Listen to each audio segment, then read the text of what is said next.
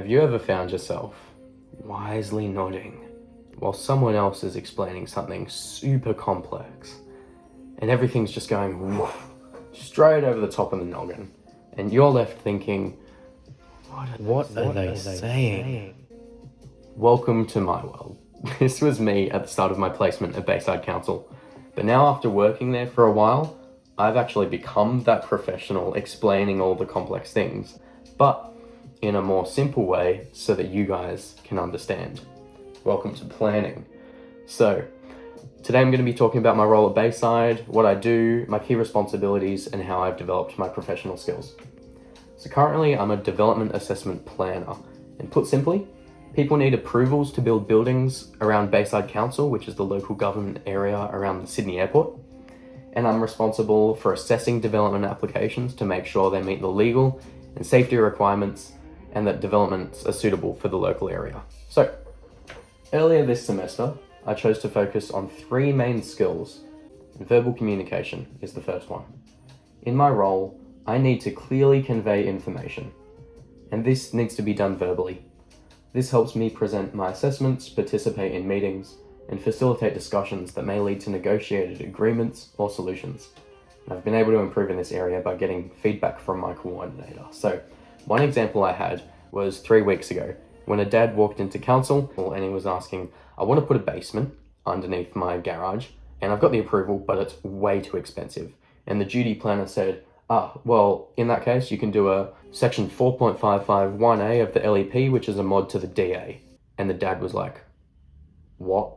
So then the duty planner remembered I was the original DA assessor of the DA that he had approval for the basement and the garage.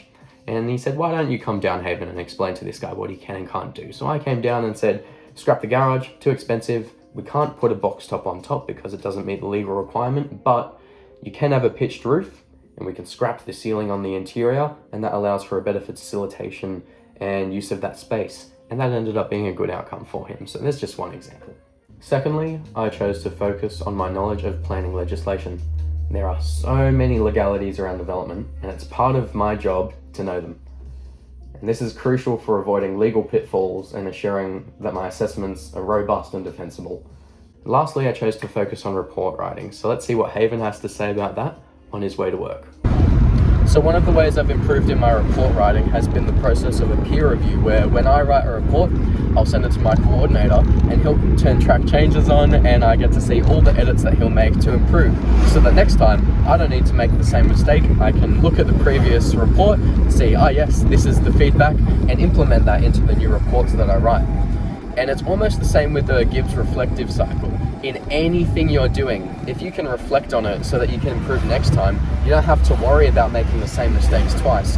And by repeating that pattern, doing more and more improvement just by simply reflecting, and that could be writing things down, especially with interpersonal communication. I can record myself, see how I appear to other people, and that helps me with presentations.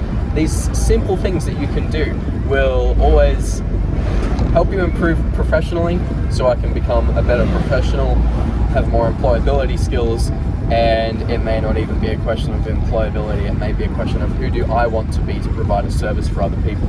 Now that is the real question.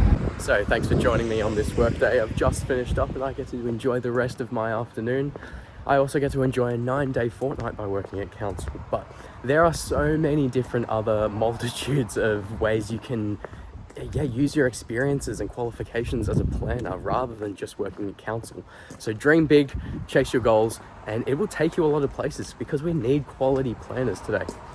And thank you for listening. I hope you guys have learned something, and I implore you to do your very best in your studies, and good luck with everything.